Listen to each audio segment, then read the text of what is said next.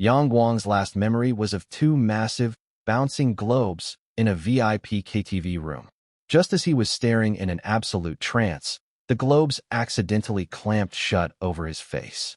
When Yang Guang opened his eyes again, the entire world had changed. That's right, Yang Guang had transmigrated. He was in another world. Boom! A massive fireball and a sphere of ice collided a mere 100 meters in front of him. The resulting shockwave and wave of heat blasted him right off his feet. Hot! Ow! Yang Guang's but slammed hard against boiling volcanic rock. He jerked upright and looked ahead. Two colossal monsters were locked in a death match. One was a crimson fire dragon, and the other was an icy blue ice phoenix. Boom, boom, boom. Every violent clash between the behemoths made the entire mountain range quake. Holy crap! Where am I? What the hell is going on? Before Yang Guang could even process the situation, a crisp, sweet girl's voice rang out in his mind. Ding! Detected that the host is in a critical state. Lord System Emergency Activation. The Lord System has been activated. Would the host like to be teleported to your territory immediately? Hell yes. I'm gonna die if I stay here. Yang Guang yelled without hesitation, watching a fissure in the volcanic rock rapidly widening beneath his feet. Whoosh! Yang Guang felt a massive suction force violently yank him away. The heat wave, the magma, the monsters, everything vanished. When his vision cleared, he found himself standing in a square clearing about 1,000 square feet in size. The edges of the space were walled off by thick black fog, making it impossible to see what lay beyond. Yang Guang looked around. Above him was bright, beautiful sunlight.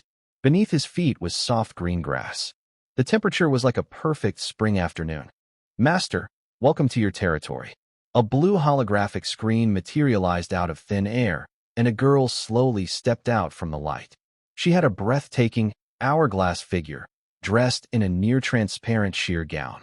Her lower half was shrouded in a faint, mystical mist, leaving her long legs tantalizingly hidden yet visible.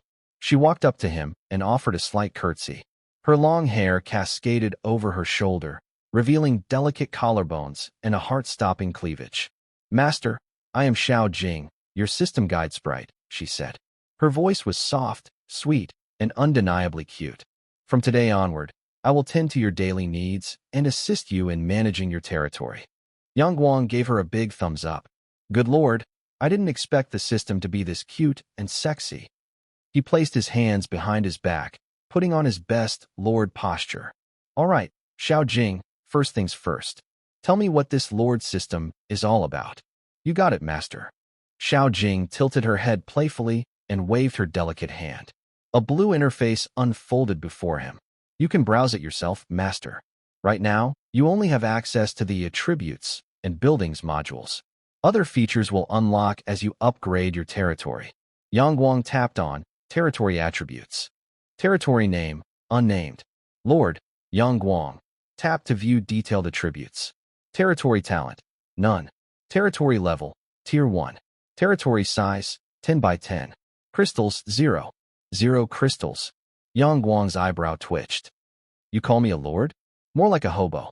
He tapped on his detailed attributes. Name, Yang Guang. Gender, male. Age, 18. Race, human. Level, 0. EXP, 0/1. Grade, legendary tier 10. Talent, rock-hard defensive stats and defense growth coefficients are massively increased. Agility cannot be increased by any means. Immune to all curses. Cannot receive any magical buffs. Skill, beauty contract spell LV. 1. Can unconditionally contract any female life form within a 10 centimeters radius. Contracted, 0 to 1.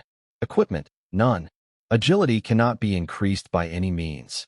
So I'm basically a human target dummy. A super tanky target dummy, Xiao Jing corrected. And since you're completely immune to magical buffs, friendly healing spells won't work on you either. If you get hurt, you'll just have to regenerate naturally. Damn, that sounds completely useless, Yang Guang said, his mouth twitching. Looks like this beauty contract spell is the only decent thing I have. Wait, does this skill really work on any female life form? Yes, master. Including female dogs, female dragons, orc ladies, female monsters. Master, your tastes are certainly broad, Xiao Jing replied, adding, but yes, any female life form is valid. Yang Guang took a deep breath. A skill that ignores levels and grades to instantly contract a female target? In the right situation, this was an absolute god-tier trump card for a comeback. He quickly opened the building's interface. Barracks, warrior 0 crystals. Altar, 0 crystals. Wooden fence, 1 crystal. Mine, 1,000 crystals. Mystery shop, 1,000 crystals. Arrow tower, 1,000 crystals. Warehouse, 1,000 crystals. Looks like a broke guy like me can only afford the altar and the barracks for now. Yang Guang hit confirm. 2 buildings instantly rose from the ground. The altar was a 1-meter-tall stone monument surrounded by a circle of cobblestones. By placing items inside the circle and pressing confirm, you could sacrifice them for resources. The barracks was a small, single-room stone building with a sword and shield crest carved above the iron door. Building, altar, level 1. Function, sacrifice items to exchange for crystals. Upgrade cost, 100 crystals. Building, barracks, warrior, level 1. Function, summon common human warriors, 1 crystal per summon. Has a slight chance to summon legendary grade heroes. Upgrade cost, 100 crystals. Xiao Jing, what exactly is the pull rate for a legendary hero? Yang Guang asked curiously. 0.0001%. Xiao Jing answered instantly. Right, pretend I didn't ask. Suddenly inspired, Yang Guang took off his leather dress shoes and tossed them into the altar's circle. Detected item, leather shoes. Material composition and energy content are extremely low. Beginner protection period rounds this up to 1 crystal. A pair of leather shoes is only worth 1 crystal? What a scam. Master, the wealth of modern society holds no value in this world, Xiao Jing explained. Still better than nothing. Yang Guang gritted his teeth and began stripping. He threw his dress shirt, tie, watch, and smartphone all into the circle. Congratulations, Lord. You have successfully exchanged for 9 crystals. His entire net worth came out to 10 crystals. Yang Guang was now standing on the grass completely shirtless, wearing nothing but a pair of red boxer briefs. A cool breeze blew past, making him shiver. Did I just get completely cleaned out? Xiao Jing covered her mouth, giggling softly. Master, you still have your final piece of modesty. Do you want to sacrifice those boxers too? They might be worth a lot. Yang Guang rolled his eyes. Warning. Warning. Beginner instance is about to begin. What the hell? Yang Guang was instantly on high alert. Xiao Jing's expression turned serious for the first time. Apologies, Master. I forgot to mention something. Every 60 days, your territory will face a monster siege, and the monsters will only get stronger each time. The very first siege triggers the moment your beginner protection period ends, which is right now. I can't be present during a monster siege. Best of luck, Master. You wait until now to tell me this. Before Yang Guang could finish his sentence, Xiao Jing flashed him a peace out sign and vanished. A woo, a long, haunting wolf howl echoed from the distance. Directly in front of Yang Guang, the black fog parted. A wide, straight dirt road extending into infinity appeared. A pack of giant wolves was slowly walking down the road. 1, 2, 5, 10. A full 30 wolves. Every single one was as tall as a grown man. Muscle rippled beneath their ash-gray fur, and long fangs jutted from their jaws. Leading the pack was an alpha wolf of monstrous proportions. 3 intersecting scars ran from its left eye down to its jawline, making it look incredibly savage. Its blood-red eyes locked dead onto the man wearing nothing but red underwear. The battle was imminent. 30 giant wolves were closing in. Seeing the sheer number of vicious beasts, Yang Guang knew he was vastly outmatched. 2 fists couldn't block 4 paws, let alone 120. He needed cover. But where could he hide? The Lord's altar? That piece of junk looked like it would crumble in one swipe. The barracks. Yang Guang caught sight of the newly summoned building out of the corner of his eye. It didn't look incredibly sturdy, but it was slightly better than standing in the open. Gritting his teeth, he turned and sprinted toward the barracks like his life depended on it. A giant wolf broke from the pack and charged at him. Smack! Just a split second before the wolf's claws could tear into his back, Yang Guang dove into the barracks and slammed the heavy iron door shut. Bang! Bang! Bang! Heavy thuds echoed against the iron door, accompanied by the impatient, guttural growls of the wolves outside. The door rattled violently, but to his surprise, it held firm. Yang Guang rejoiced. The build quality on this thing was better than expected. He quickly scanned the interior. It was small, roughly 300 square feet. Directly facing the entrance was a 2-meter-tall white marble statue of a warrior, glowing with a faint, holy light. The knight was in full plate armor, standing tall and proud, left hand resting on a sword hilt, right hand reaching forward as if summoning someone. Carved into the half-meter-tall stone pedestal were the words, "Courage is the anthem of humanity." The walls were covered in vivid war frescoes, cavalry charges, infantry phalanxes, siege towers docking against castle walls, dragons descending from the sky breathing fire. No time to admire the art. Yang Guang screamed at the statue. 10 crystals, spend it all. I'm going all in. Give me a 10 pull. He had originally wanted to save some crystals, but with a whole pack of wolves outside, every extra body was a fighting chance. Besides, his beauty contract spell required him to be within 10 centimeters of his target. He needed people to run interference for him. Ding! 10 crystals consumed. Summon successful. As the crisp notification chimed, Yang Guang's heart leaped into his throat. Countless streams of white light poured from the ceiling, gathering in front of the statue to form an elliptical portal swirling with deep blue energy. Green, green, white, green, green, green, green, green, green. A burst of light flared every time someone stepped out. The first warrior emerged wearing battered leather armor and a rusty long sword at his hip, looking like he hadn't shaved in 3 days. The second guy was even worse off. No armor at all, just rough linen clothes. Yang Guang quickly scanned their stats. Name, Arthur. Age, 35. Grade, Bronze Tier 4. Level, 7. Skill, Basic Swordsmanship LV. 5. Equip, Leather Armor Longsword. Name, Jack. Age, 34. Grade, Bronze Tier 3. Level, 8. Skill, Basic Swordsmanship LV.5. Equip, Longsword. These guys look like total cannon fodder. Name, Marshall. Age, 30. Grade, Silver Tier 3. Level, 14. Skill, Basic Swordsmanship LV.7. Court, Fencing LV.5. Equip, Standard Armor, Noble Longsword. Yang Guang's eyes lit up. Silver Tier 3. Finally, someone who looks like he can actually fight. But the next few summons sent his blood pressure through the roof. A dwarf under 5 feet tall clutching a dagger, level 5. A lanky guy built like a bamboo stick who looked like a strong breeze would knock him over, level 6. And an old man with white hair, a hunched back, and a severe limp. Name, Old Tom. Age, 61. Grade, Bronze Tier 1. Level, 3. Skill, Drinking LV.10. Cursing LV.5. Equip, Harpoon. Old Tom hobbled forward, looked at Yang Guang with cloudy eyes, and flashed a toothless grin. "My lord, Old Tom awaits your orders." Yang Guang almost screamed. "System, are you screwing with me? I do a 10 pull, and this is what I get. Give me my crystals back." Ding. Summon results are entirely RNG.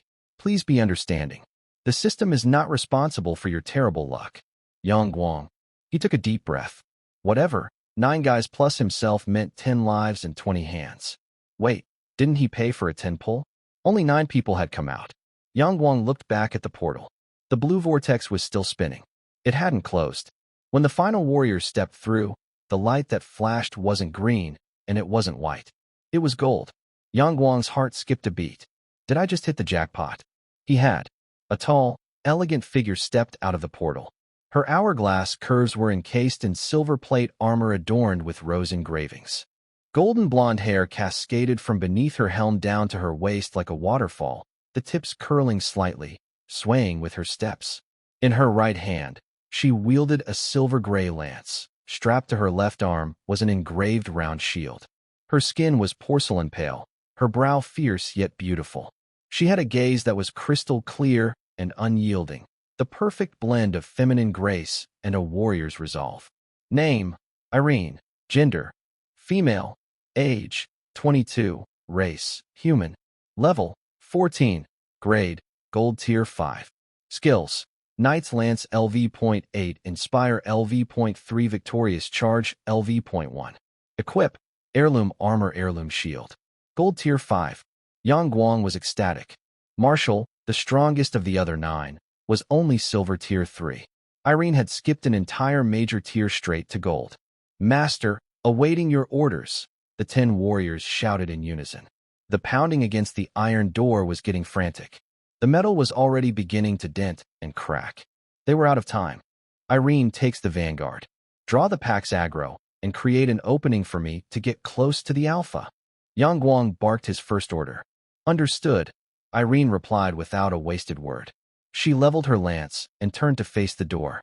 She raised the lance, and a blinding white light erupted at the tip, blazing like a miniature sun. Victorious Charge. Boom! The iron doors exploded outward. Irene turned into a streak of silver lightning, trailing a comet's tail of white light as she slammed headfirst into the wolf pack.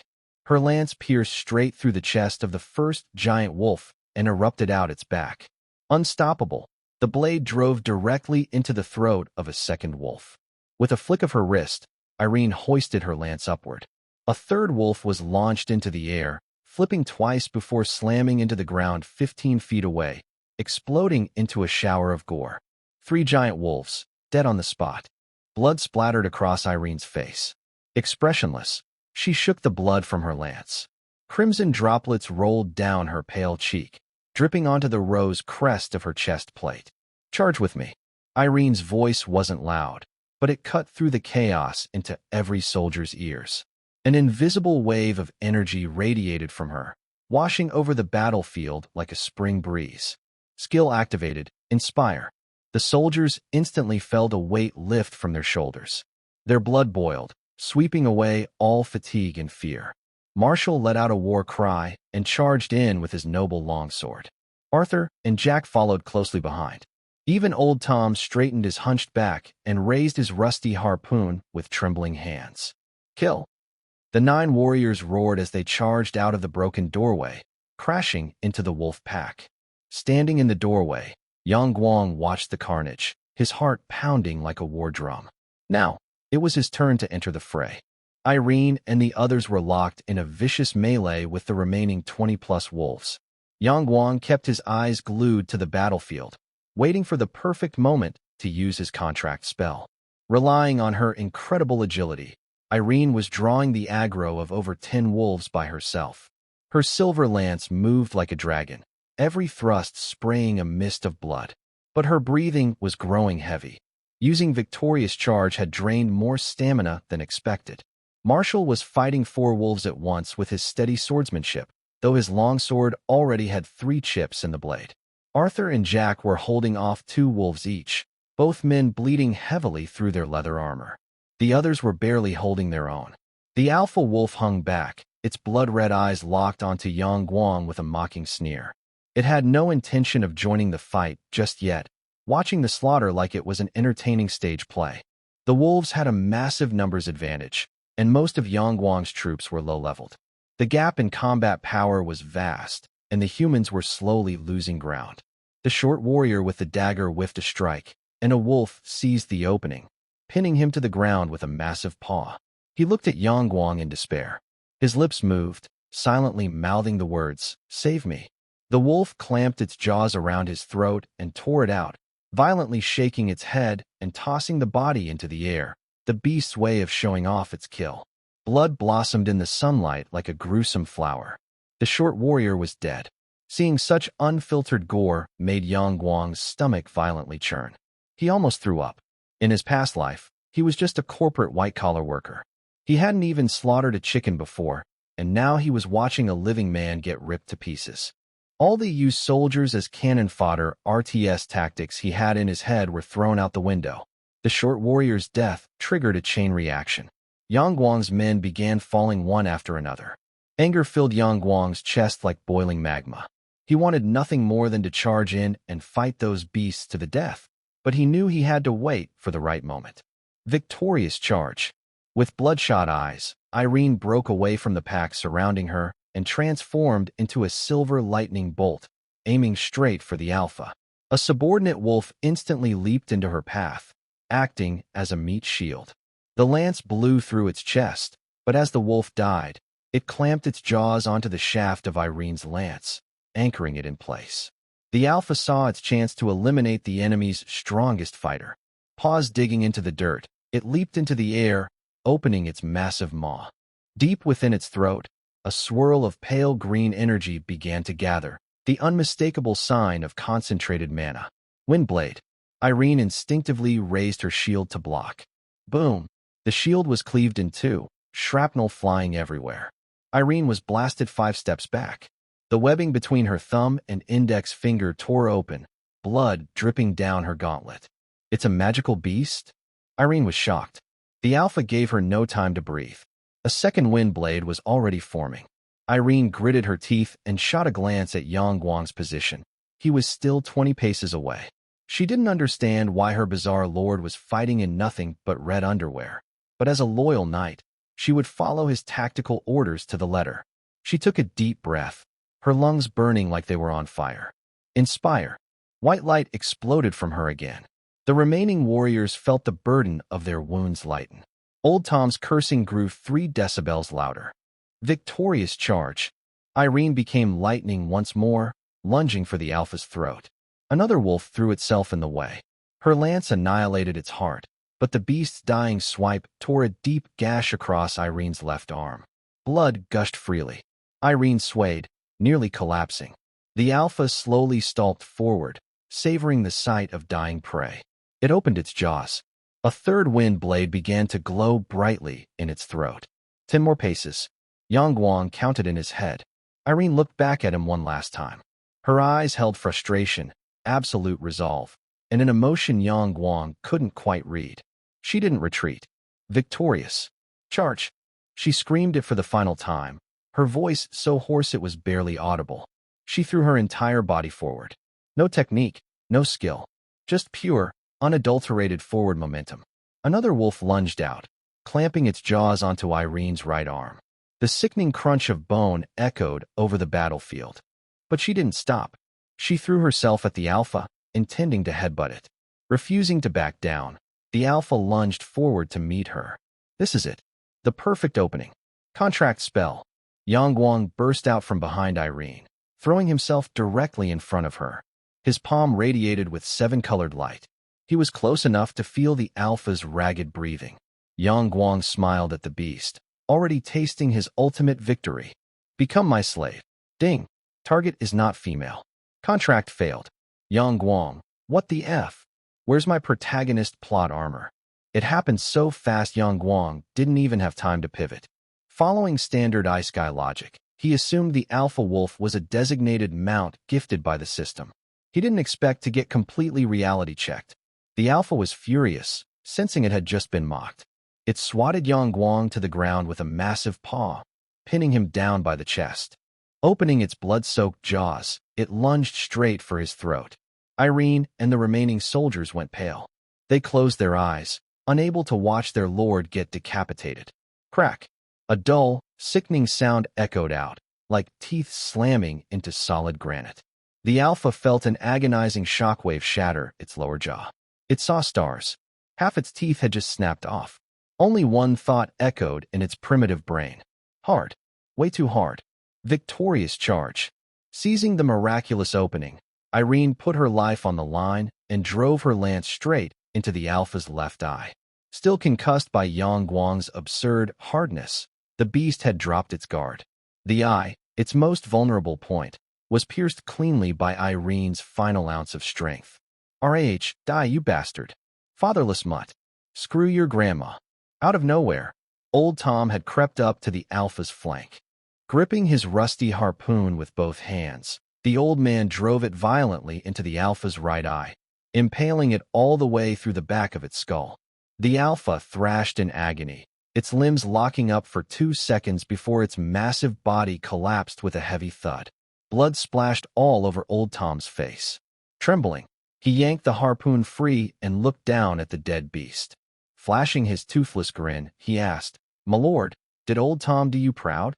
Laying flat on his back, Yang Guang looked up with genuine admiration. "You did great, old man. Fucking badass. With the alpha dead, the remaining pack's morale instantly shattered. They broke formation in a panic and were quickly hunted down and killed by Irene and the others. The battle was over. The casualties were horrific. Out of the 11 on the field, only Yang Guang, Arthur, Jack, Marshall, Old Tom, and Irene survived. 5 warriors were gone forever. Yang Guang sat up, letting out a massive sigh of relief. His defense was maxed out, but having a several hundred-pound wolf standing on his chest still made him want to cough up blood. Irene's armor was completely pulverized. Only the battered chest plate remained, exposing vast stretches of pale skin. Sweat mixed with blood rolled down her collarbones and into her deep cleavage. Yang Guang took one look and immediately snapped his head away. It wasn't that he didn't want to look, but if he looked any longer, his surviving red boxers were going to fail him. Ding! Monster Siege instance cleared. Calculating battle results. Ding! Old Tom delivered the crucial killing blow to the boss. Acquired talent. Bullseye, 100% accuracy for all thrown/projectile attacks, ignoring distance as long as there is line of sight. Unblockable. Kills. Silver Tier 1 Common Giant Wolf LV.4x35. Silver Tier 2 Alpha Wolf LV.16x1.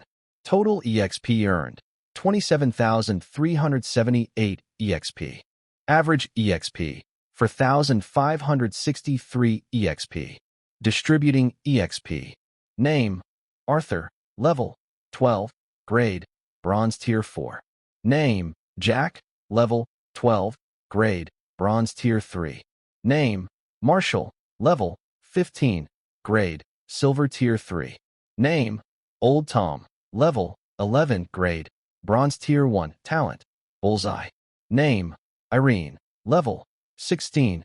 Grade. Gold Tier 5. Name. Yang Guang. Level. 12. Grade. Legendary Tier 10. Talent. Rock Hard. Defensive stats vastly increased. 0 agility scaling. Curse immunity. Magic buff immunity. Skill. Beauty Contract Spell LV.1. Would the Lord like to claim the Monster Siege instance rewards? I'll claim the rewards later. Fire Dragons, Ice Phoenixes, a Lord system, and fighting wolves to the death. Today's information overload was insane. Yang Guang needed a moment to process everything.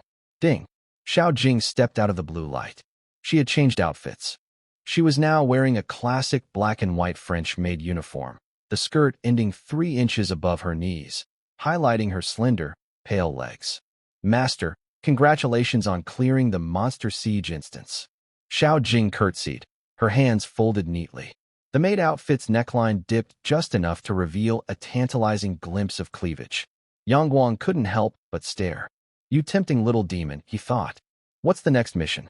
Please tell me there are no more surprise attacks, he asked. None. None at all, I promise.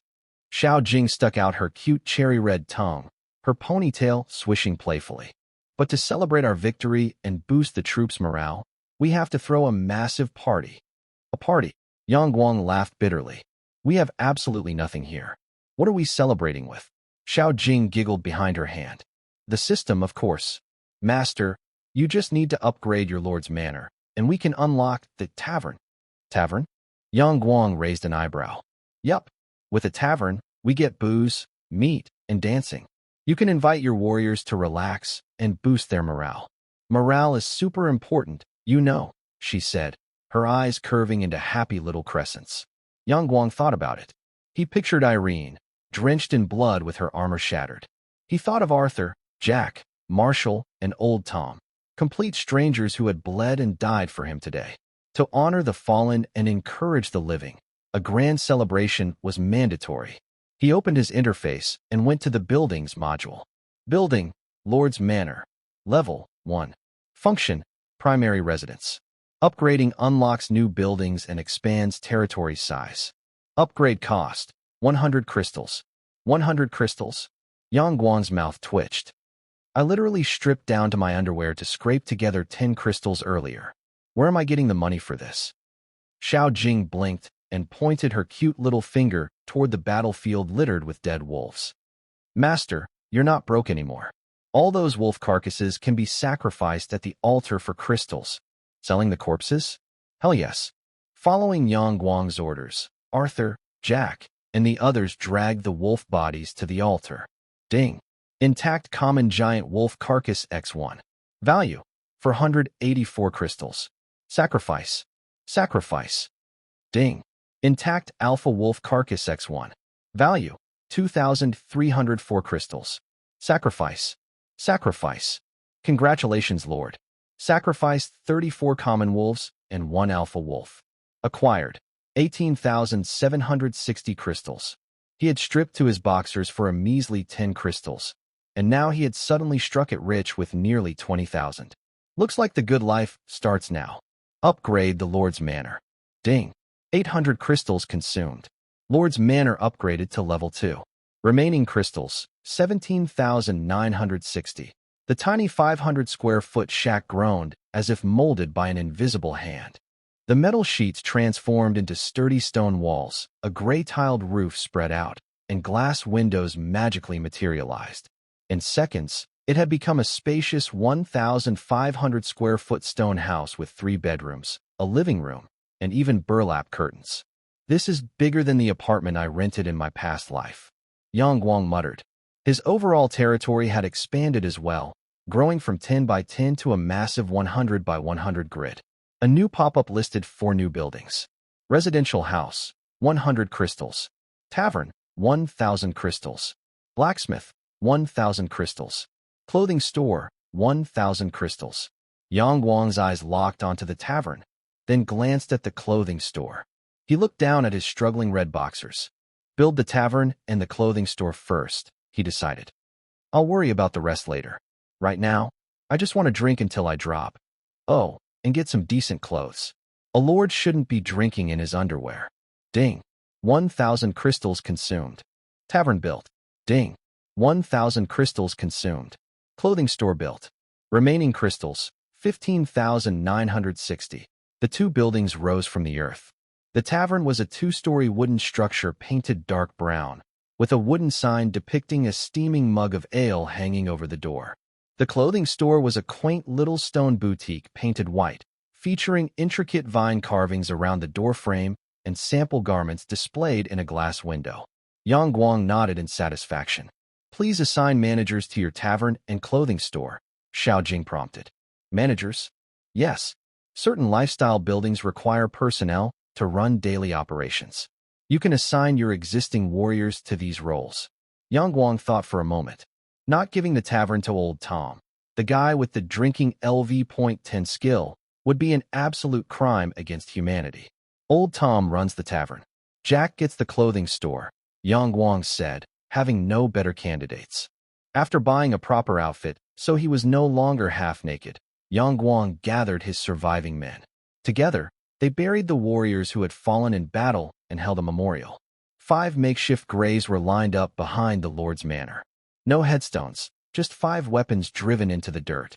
Shorty Billy, Skinny Carl, Loudmouth Joey, Limping Pete, One-Eyed Duster. Yang Guang read their names aloud. They may have fallen, but none of them were cowards. They fought bravely until their very last breath. We will never forget them. Their stories will live on with this territory forever. Following the memorial, Yang Guang checked everyone's wounds and ordered them to rest. Later, he went to the tavern to discuss the night's celebration with Old Tom. The tavern featured a large L-shaped wooden bar on the left, backed by a massive wall shelf fully stocked with colorful bottles. A roaring stone fireplace stood opposite the entrance, and a staircase led to the 2nd floor in the back. The place was empty, feeling a bit lonely. Yang Guang sat at a round table. My lord, Old Tom popped his head up from behind the bar. What kind of banquet package are you looking for tonight? We have the Warrior's Feast for 99 crystals, the Hero's Banquet for 999 crystals, and... He lowered his voice, his eyes narrowing into slits. And the Crimson Allure package for 9,999 crystals. It's a bit pricey, but it comes with a special surprise. Yang Guang instantly perked up. This was the fantasy world experience he was waiting for. He leaned in eagerly. Is this the kind of special surprise a man wants? Old Tom winked, his toothless grin looking exceptionally sleazy in the firelight. Exactly what a man wants. I can't believe the territory system offers this kind of premium service. How thoughtful. The two men locked eyes, a silent, degenerate understanding passing between them. It was expensive, but he was in a nice guy now. You don't pass up an opportunity like this. All right then. Yang Guang took a deep breath and puffed out his chest. I'll take the 9,999 crystal package. Ding. 9,999 crystals consumed. Remaining crystals, 5,961. Night fell, and the celebration began. Laughter, the clinking of mugs, and the mouth-watering scent of roasted meat leaked from the tavern's wooden doors. They had fought a brutal war today. Men had died, but they had claimed victory. The living had to keep moving forward to face the challenges ahead. Inside, several long wooden tables were pushed together, loaded with massive tankards of ale and half-eaten loaves of bread. Cheers to our fallen brothers. Yang Guang hoisted his mug high. To our fallen brothers, the men roared back. To the brothers still breathing. To the brothers still breathing. To our invincible future. To our invincible future. Their booming voices echoed off the walls. Mugs clashed, and amber ale splashed everywhere. Over the tables, over their hands, into their beards. Yang Guang chugged half his mug. The ale was bitter and rough, far harsher than any beer back on Earth, but in this moment, it tasted like absolute perfection. Jack wiped his mouth and turned to Arthur. Where did you say you were from again? Dalmatia, Arthur replied, wiping foam off his lip with his thumb. Jack froze, then slammed his hand on the table. I'm from Dalmatia too. No wonder I found you so annoying the second I saw you. We're from the same hometown. Jack burst out laughing. It's not me you find annoying, it's your garbage swordplay. Arthur chuckled, clinking his mug against Jack's. Even the drill instructor said, Jack, you are the worst student I've ever taught. Bullshit. Jack's eyes widened. The instructor said, Jack, Arthur is way worse than you because he doesn't even know how to hold a sword. The two glared at each other before erupting into laughter. In the heat of the moment, Jack slammed his mug onto the table. Ale geysered into the air. He stood up, ripping a string of copper bells from his belt. He held them high and gave them a violent shake. Come on, let's dance. The men started pounding their fists on the table. Thump, thump, thump. Thump, thump, thump. Jack stepped into the narrow clearing, shaking his bells. Arthur jumped in right behind him, and the two began circling each other. Their footwork got faster, the bells ringing wildly. Old Tom sat in the corner, his white beard twitching as he bobbed to the beat, whistling loudly and clapping until his hands were red. Hey, Old Tom, what were you thinking about when you stabbed that alpha in the eye? Someone hollered over the music. Old Tom squinted and gestured with his mug. Reminded me of my younger days. One thrust, bullseye, buried it to the hilt, and the ladies always loved it, squelch. He aggressively thrust his hips forward. Every man in the room subconsciously leaned back. What are you afraid of? I ain't stabbing you lot. The room roared with laughter. Accuracy is useless. You need hardness. Yang Guang joined in the banter. Accustomed to his new physique, he had stripped off his shirt, displaying his chiseled, rock-hard muscles. He stood up straight and pantomimed a powerful thrust. Sitting at the far end of the table, Marshall smiled and clapped. He was a steady man, not quite as wild as the younger guys. The dance hit its climax. Jack and Arthur leaped into the air, bumping hips before landing back-to-back, performing the traditional folk dance of their homeland, Dalmatia. Encore. Again. Eventually, the tavern was full of heavily intoxicated men. Having barely drank, Irene quietly pushed open the wooden doors and stepped outside. The moonlight was bright. Irene walked over to the barracks and leaned against the wall. The moonlight cascaded over her profile. She had changed into a casual linen blouse with a loose collar, the sleeves rolled up to her elbows, revealing her pale, delicate forearms. Her golden hair hung loose, shimmering in the moonlight like spun silk. The night breeze pressed the blouse against her skin, highlighting her slender waist and the full curves of her chest. The moonlight traced her exposed collarbones, dipping into the shadows of her cleavage. From a distance, she looked like an angel that had accidentally fallen to earth, pure, radiant, and entirely out of place in this muddy, run-down territory. Leaning against the wall, she began to softly sob. Tears fell silently, dropping one by one like broken pearls in the moonlight. She didn't wipe them away, letting them roll down her cheeks and collarbones, soaking into her blouse and rendering the fabric faintly translucent. If you do a handstand when you're sad, the tears won't fall. Yang Guang had quietly walked up beside her. He dropped a terrible dad joke, then sat down on the stone steps next to her, resting his elbows on his knees and staring up at the moon. The night breeze carried the scent of dry hay from the distant fields, mingling with the faint, clean scent of soap and a hint of sweat coming from the girl beside him. The young man and the knight sat in silence under the moonlight for a long time. "My lord, are men always this heartless?" Irene finally spoke, her voice thick and raspy. "So many brothers died today." Her voice began to tremble. "As the vanguard commander, I blame myself entirely. I wasn't strong enough. I didn't protect them. Maybe everyone was right. Girls should just quietly get married. Girls aren't suited to be warriors. I don't deserve to be on the battlefield." Yang Guang didn't answer immediately. He knew that for a girl like Irene to become such an elite warrior, she must have suffered endless prejudice and injustice. Do not urge others to forgive when you have not tasted their suffering. He didn't offer empty platitudes. Instead, he picked up a small pebble, spun it between his fingers, and tossed it into the dark. It landed with a soft clack, like a quiet sigh. Yang Guang began to tell his own story. "I was an orphan. From a very young age, I learned how to read people's expressions. I was terrified that if I made one wrong move, I would lose everything, lose the tiny bit of happiness I managed to scrape together. Later, I got a job at a massive corporation. I did whatever my boss told me.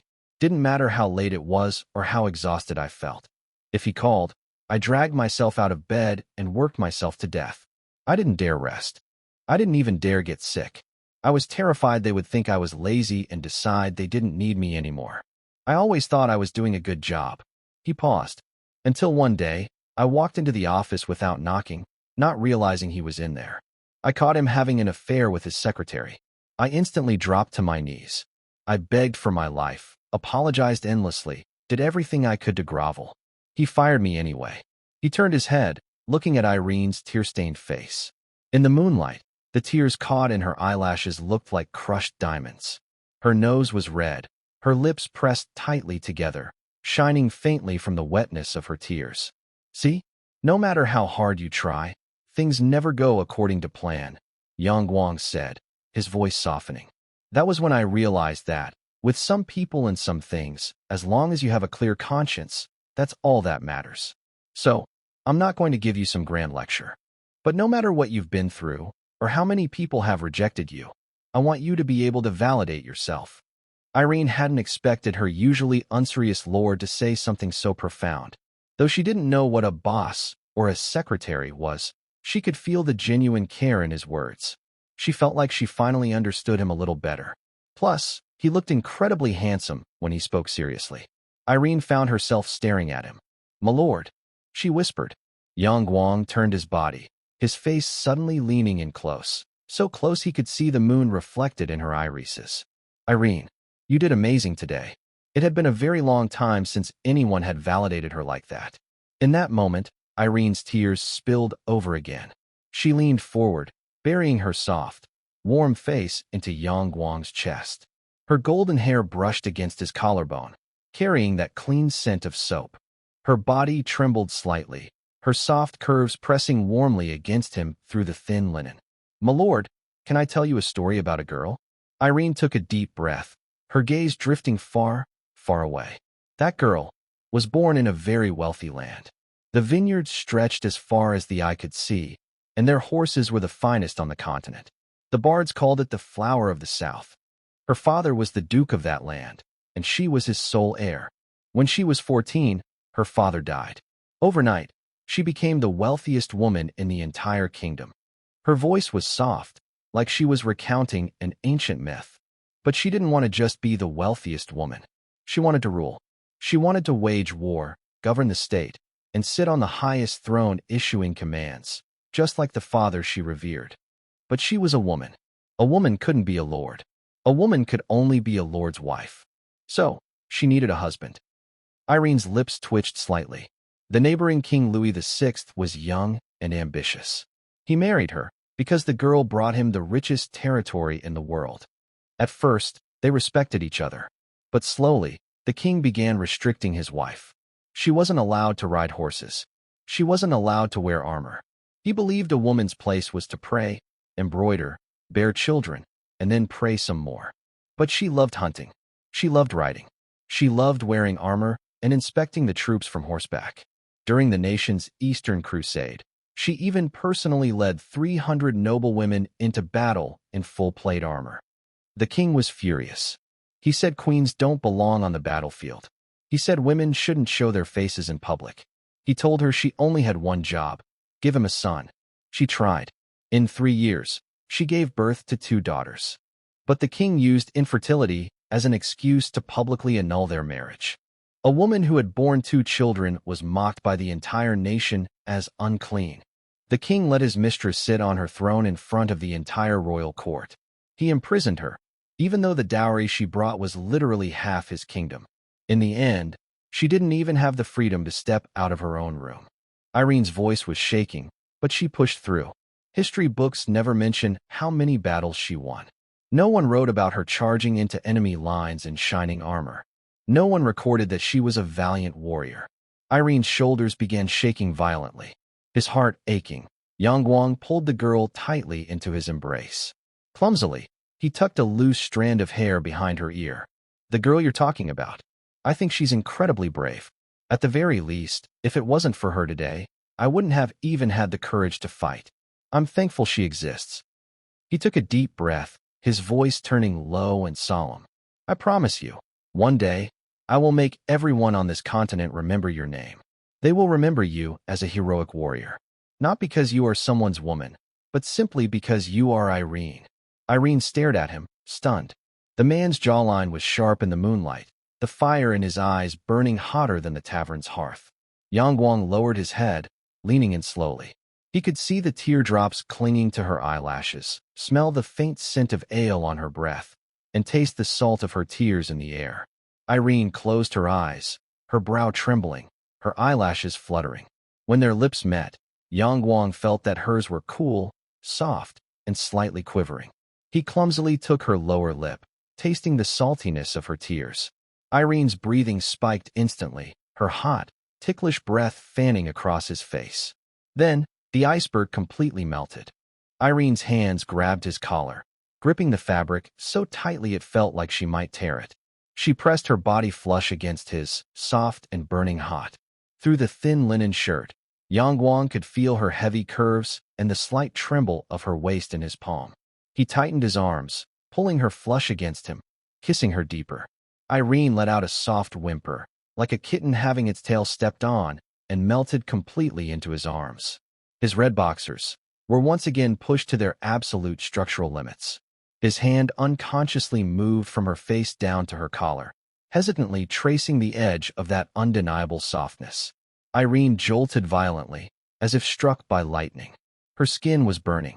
The linen collar hung loose, and Yang Guang's fingertips brushed against impossibly smooth skin. Irene's breathing fell into total chaos.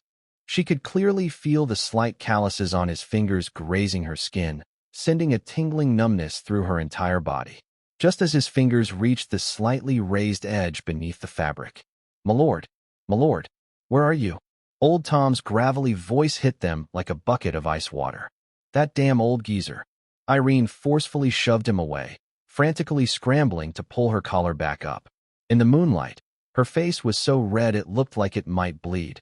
Even her ears were glowing pink. She kept her head down, her fingers fumbling 3 times before she finally managed to retie the strings on her blouse. Yang Guang was pitching a massive, undeniably obvious tent, gleaming proudly in the moonlight.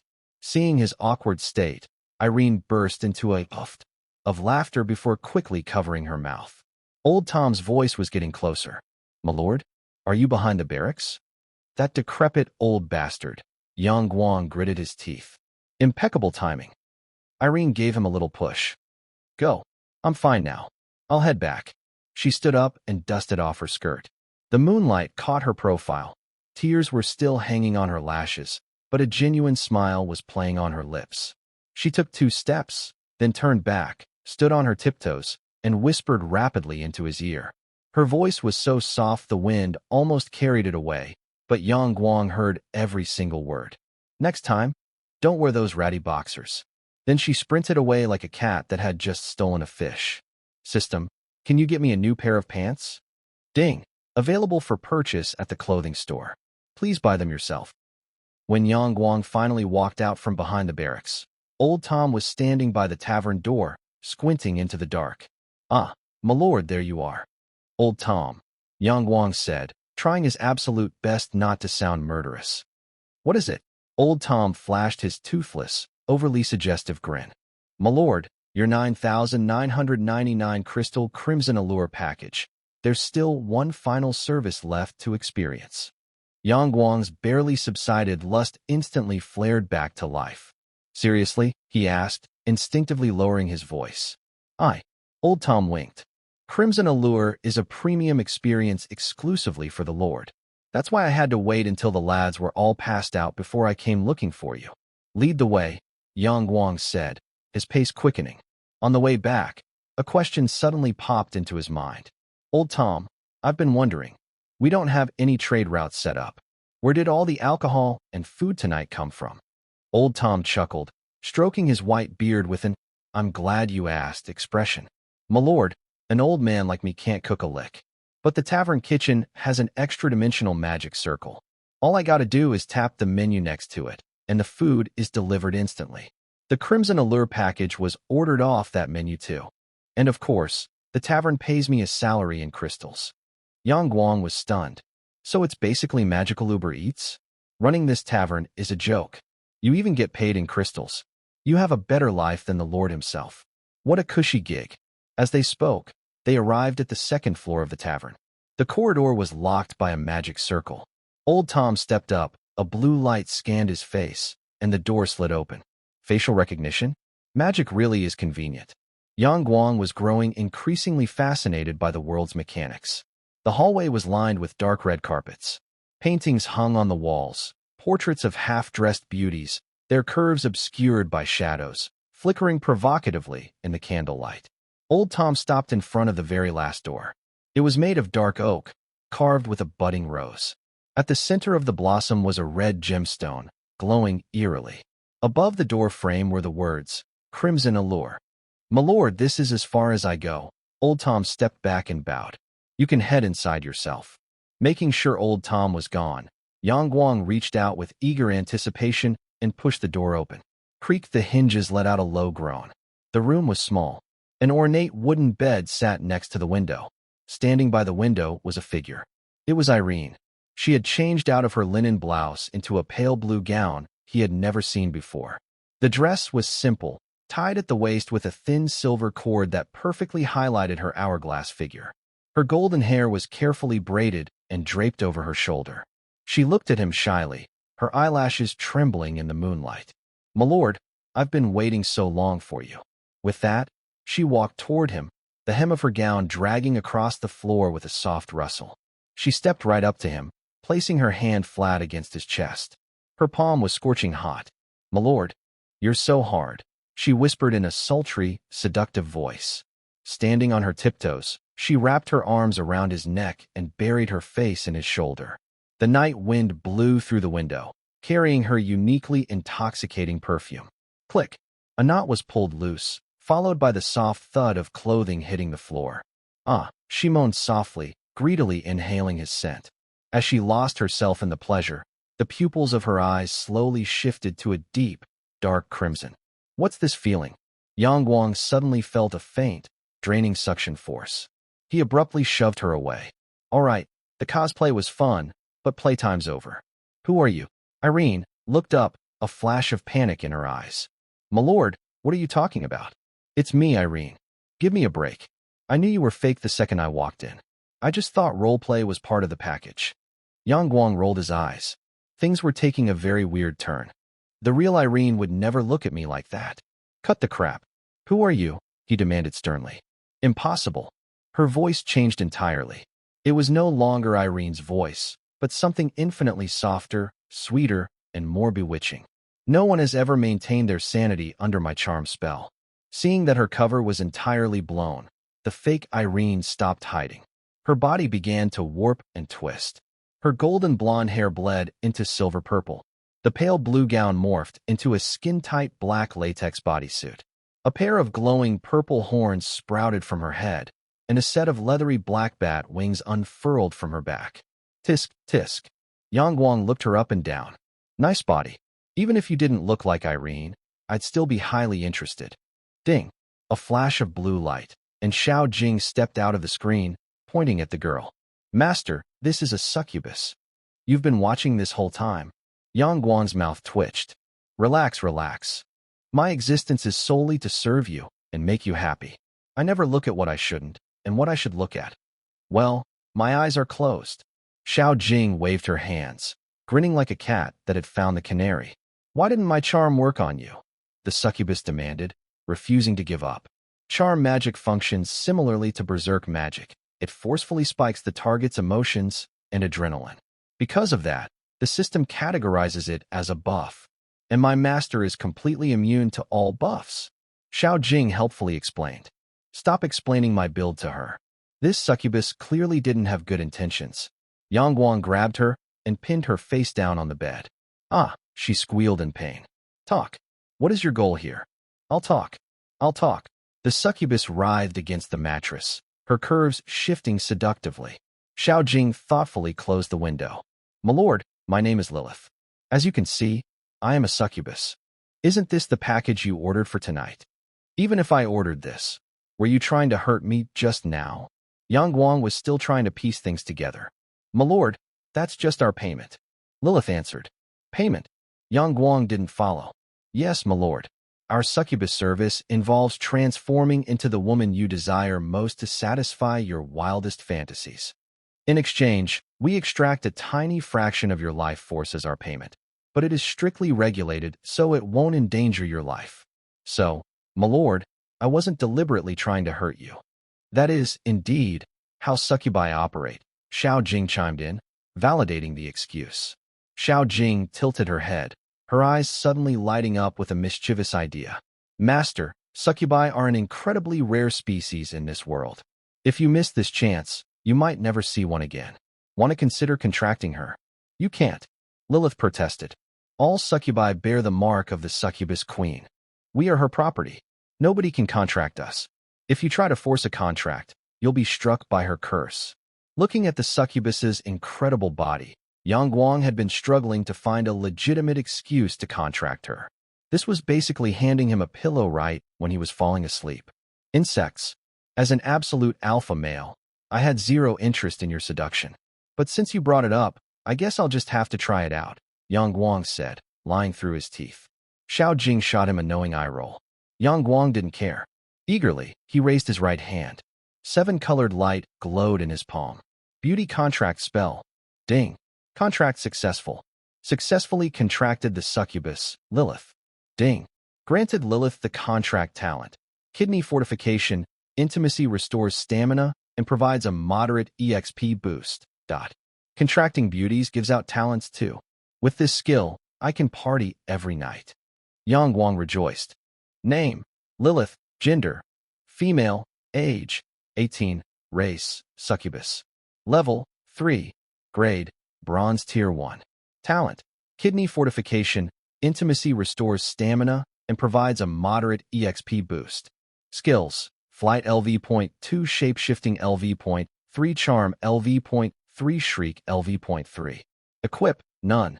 Just as Yang Guang was grinning at the interface, a deafening boom shook the room. A blood-red vortex tore open in the center of the bedroom, blasting out a foul gust of wind. A demonic, screeching voice echoed from the depths of the portal, rattling the window panes. Pitiful human, you dare steal what belongs to the Succubus Queen. I will make you beg for death. Countless phantom heads of screaming women swarmed out of the vortex, lunging straight at Yang Guang. The ghost heads phased right into his body. Lilith went pale and screamed, "It's the Succubus Queen's curse."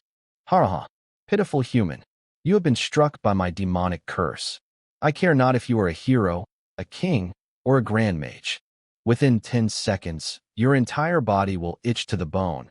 You will bleed from all 7 orifices, and you will die in unimaginable agony. This is the price for crossing me. The pink mist materialized into a massive, floating succubus head. She glared at Yang Guang, eagerly waiting for him to drop to his knees and beg for mercy. Yang Guang looked down at his chest where the ghost heads had entered. He didn't feel a thing. Really? Let's see if it's actually that impressive. He looked up at the giant pink face and casually started counting. 1, 2, 3. Lilith felt her new master was being insanely arrogant. The Succubus Queen was a top-tier, max-level powerhouse. Even the human king would have to retreat against her curse. 7, 8, 9, 10. When Yang Guang hit 10, the horrific scene Lilith and the queen were expecting completely failed to materialize. Yang Guang looked at the giant head with utter boredom. That's it. Impossible. The pink head's eyes widened in sheer disbelief. How can a lesser life form like you be immune to my curse? This is impossible. Are you mental? Obviously, you just need to get out more. Not wasting my time on you.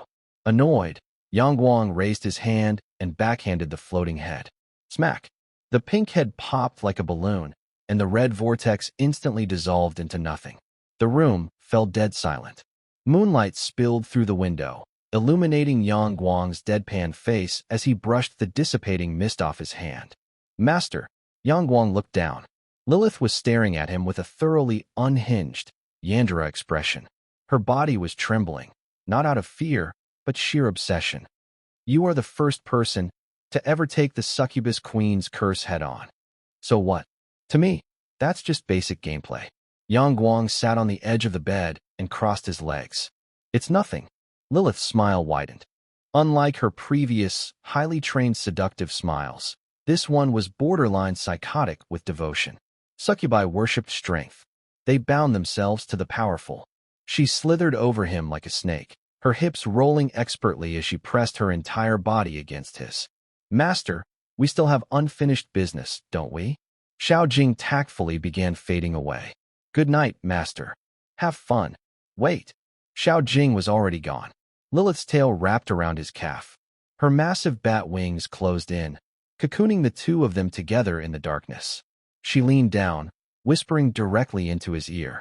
Master, allow me to serve you properly. Lilith is taking the top. Yang Guang took a deep breath, closed his eyes, and surrendered to the ecstasy. Outside, the moon hid behind the clouds. The night was still young. A night of wild passion and sweat passed in the blink of an eye. Yang Guang opened his eyes and sat up, stretching his arms. After an entire night of furious physical exertion, he didn't feel the slightest bit tired. On the contrary, he was buzzing with energy. Every muscle in his body felt like it was packed with explosive power. Ding! After a night of diligent plowing, Yang Guang has earned 1,000 EXP. Lilith has earned 1,000 EXP. Ding! Contracted partner Lilith's adoration toward Lord Yang Guang has reached 100%. Beauty contract spell has leveled up. Acquired new skill. Grade enhancement spell LV.1. Name, Yang Guang. Level, 12. Grade, legendary tier 10. Skill, beauty contract spell LV.2. Can unconditionally contract any female within 10 centimeters. Contracted, 1/4, Lilith. Skill, grade enhancement spell LV.1. Can enhance a designated subordinate's grade. Maximum upgradable limit currently capped at bronze tier 10. Scales with Lord level. Yang Guang grinned from ear to ear. He was ecstatic. Kidney fortification really lives up to its name. Looks like to protect my territory, I have no choice but to work extra hard and plow the fields every single night. Ding. Contracted partner Lilith has leveled up. Name, Lilith. Level, 8. Grade, bronze tier 1. Skills, flight LV.2, shape-shifting LV.3, charm LV.3, shriek LV.4. Poor little thing. She screamed so much her shriek skill leveled up. Lilith was curled up in the white sheets like a lazy kitten. Her silver-purple hair was spread across the pillow, her cheeks flushed a deep, rosy pink. Her bare shoulders peeked out from the blankets, the sheer curves outlined by the fabric enough to drive any man insane. You're awful, master. She mumbled sleepily from the bed. Yang Guang reached out, caressing her impossibly soft skin. He laughed. Rest up, my little demon. Your lord will return tonight to continue where we left off. Then Lilith will stay right here and keep the bed warm for you. Come back early, she said. Her deep purple eyes were swimming with affection, blinking at him with a mix of reluctance and eager anticipation. "You greedy little succubus." Yang Guang gave her a solid squeeze, laughed out loud, and jumped out of bed. "Awesome. This is exactly how an Ice Guy protagonist should live." Spirits soaring, Yang Guang walked out of the tavern. Having seen the sheer power of the Fire Dragon and Ice Phoenix, and surviving yesterday's brutal war, Yang Guang knew that in this world, personal strength was the only thing that mattered. He set his resolve. "I need to build an unstoppable army as fast as possible to handle the next monster siege." He walked to the center of his territory, ready to lay out a new development plan. "Xiao Jing, I know you're watching. Come out," he ordered. "Good morning, Master. I didn't want to interrupt. Did you have fun last night?" Xiao Jing popped out of the blue holographic screen. Today she was dressed as a sassy little secretary, wearing a sharp blazer and a tight black pencil skirt. Yang Guang ignored her teasing. "I want to claim yesterday's instance rewards." "You got it," Xiao Jing replied cheerfully. "Ding. Distributing special instance reward. Building, barracks, giant wolf. Build immediately." "Oh, baby." Yang Guang's heart raced. A wolf barracks? What did that mean? It meant a militarized regiment of Wolf Cavalry. He was already picturing the scene. A flood of ironclad cavalry charging forward, the earth shaking beneath their paws. "Build immediately," he ordered. A rugged, wild-looking structure erupted from the ground right next to the warrior barracks. Instead of a sword and shield, the door was carved with a lifelike, roaring wolf head. "Not good enough. Keep upgrading," Yang Guang said, his eyes sharp. "Ding, 100 crystals consumed. Barracks, warrior, upgraded to LV.2. Remaining, 5,861. Ding, 100 crystals consumed. Barracks, giant wolf, upgraded to LV.2. Remaining, 5,761. Ding, 500 crystals consumed. Barracks, warrior, upgraded to LV.3. Remaining, 5,261. Ding, 500 crystals consumed. Barracks, giant wolf, upgraded to LV.3. Remaining, 4,761. Ding, 1,600 crystals consumed. Barracks, warrior, upgraded to LV.4. Remaining, 3,161. Ding, 1,600 crystals consumed. Barracks, giant wolf, upgraded to LV.4. Remaining, 1,561. Building, barracks, warrior. Level, 4. Cost per summon, 8 crystals. Slight chance to summon legendary heroes. Building, barracks, giant wolf. Level, 4. Cost per summon, 8 crystals. Slight chance to summon legendary direwolves. Next step, recruitment. Expand the military. Ding. 40 crystals consumed. Summoning 5 human warriors. Remaining 1,521. Ding. 88 crystals consumed. Summoning 11 giant wolves. Remaining 1,433. 5 figures stepped out of the barracks. This time, there was no ragged cannon fodder. All 5 wore imposing, uniform armor and carried razor-sharp weapons. The lowest among them was Bronze Tier 5, and 3 were Silver Tier. Name, Jarvan. Grade, Silver Tier 2.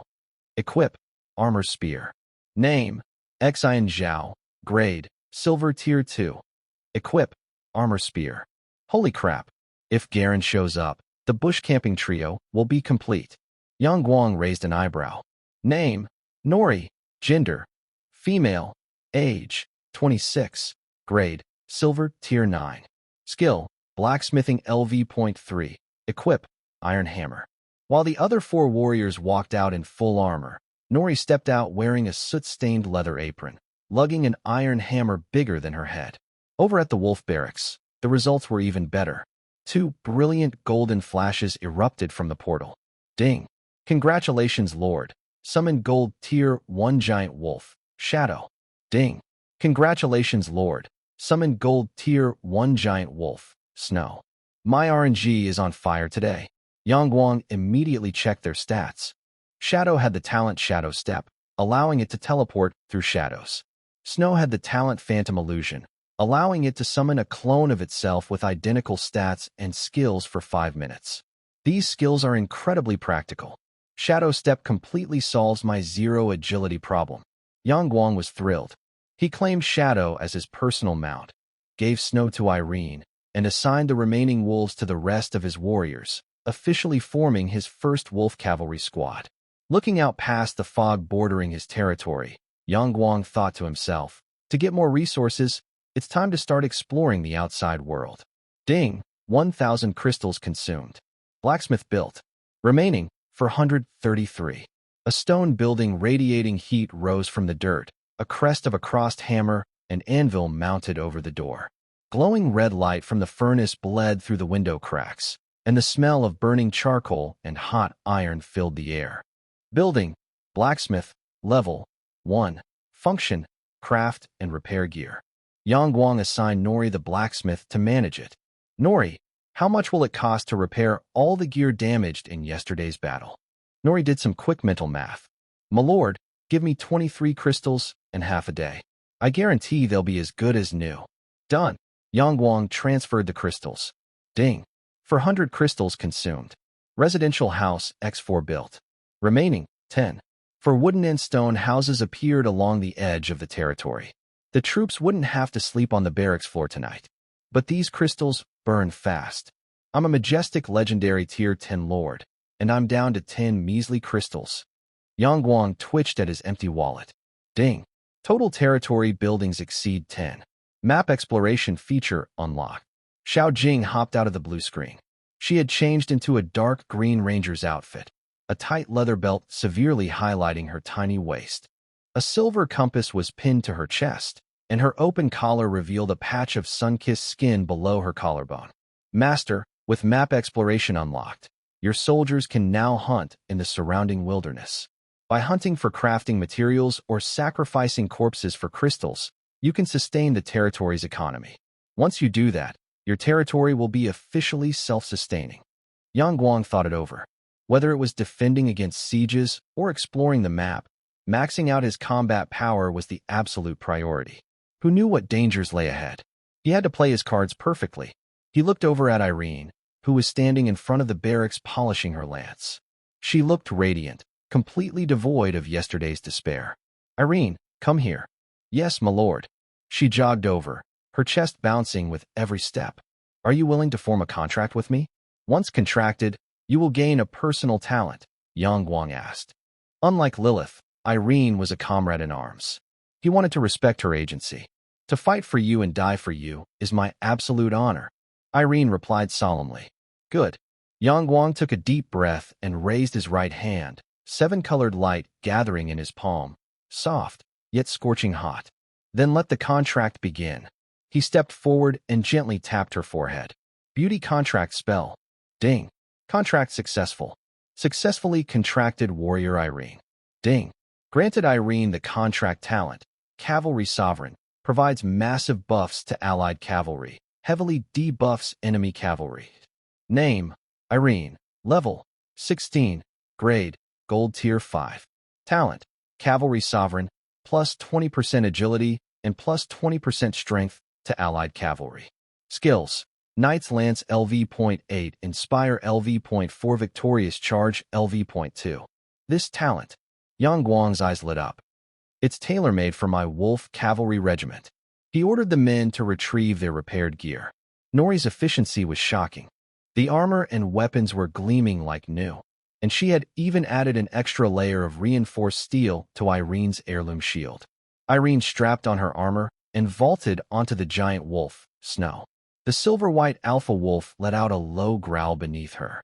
She raised her lance. Ding. Irene has activated talent, Cavalry Sovereign.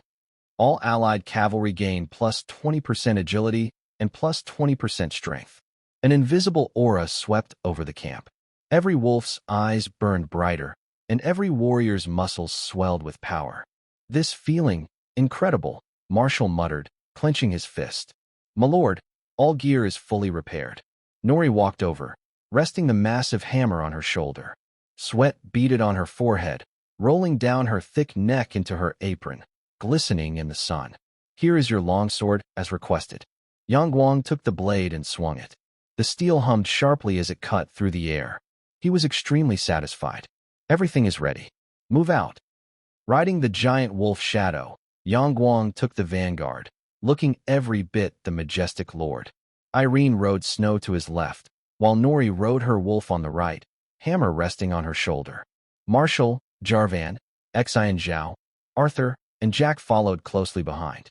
Old Tom and Lilith were left behind to guard the base. Exiting the territory, the black fog parted, revealing a vast, ancient forest. The trees were massive, their canopies blocking out the sky and shattering the sunlight into fragments across the forest floor. At first, clearing the immediate perimeter was easy. The warriors fought bravely, smashing slimes into jelly and sending frenzy rabbits flying with a single thrust. These low-level mobs weren't even enough to warm up the Wolf Cavalry.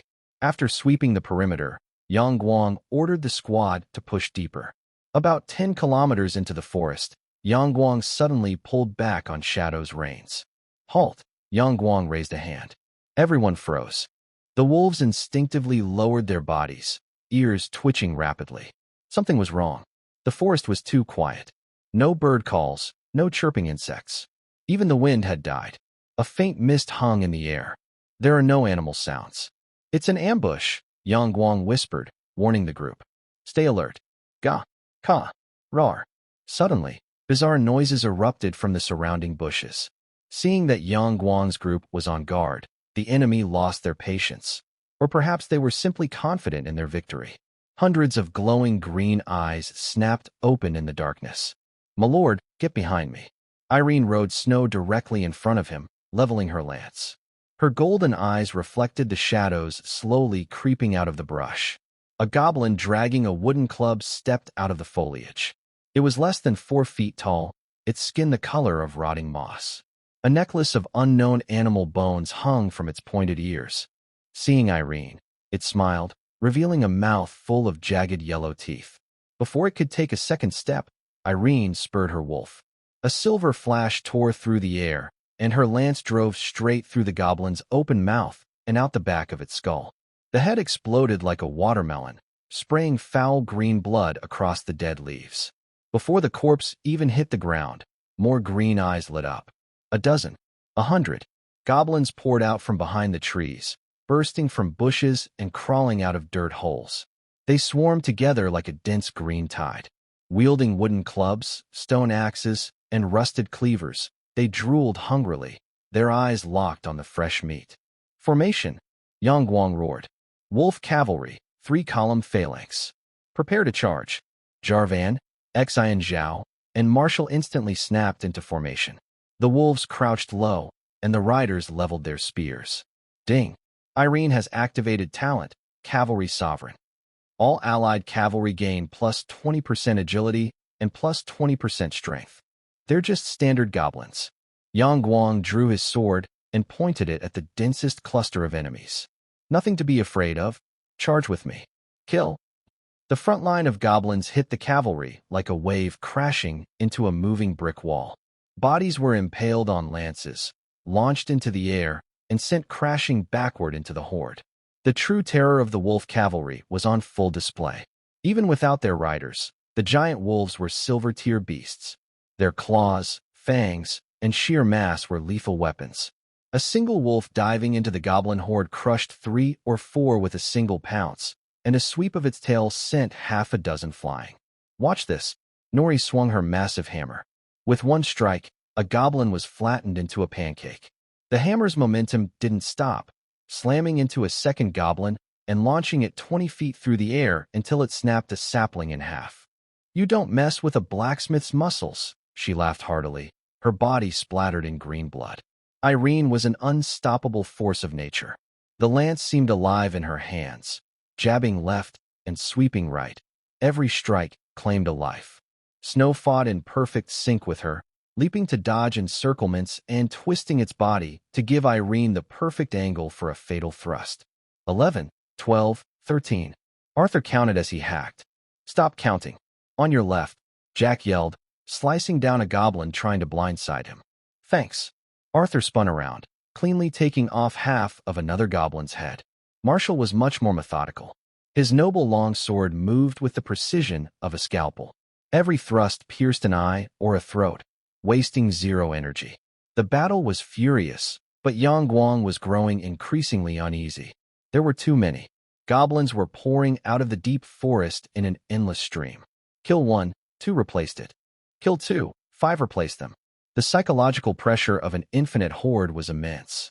Their corpses piled up into small mounds, the green blood soaking the earth and filling the air with a nauseating stench. More concerningly, Yang Guang had a creeping suspicion that a pair of eyes was watching them from the shadows. Thump, thump, thump. The ground began to shake. What the hell is that? Yang Guang squinted through the trees. A hulking silhouette stepped out of the shadows. Watch out. It's a goblin warrior. Irene shouted. Goblin warriors were 3 times the size of normal goblins, their bodies clad in crude iron plates. Blood-red eyes gleamed from beneath heavy helmets as they swung massive spiked maces, stomping toward the cavalry. It's not just one. Yang Guang's voice dropped. Behind that first goblin warrior, more massive silhouettes began to emerge. 2, 3, 5. A wall of dense, blood-red eyes began blinking in the darkness.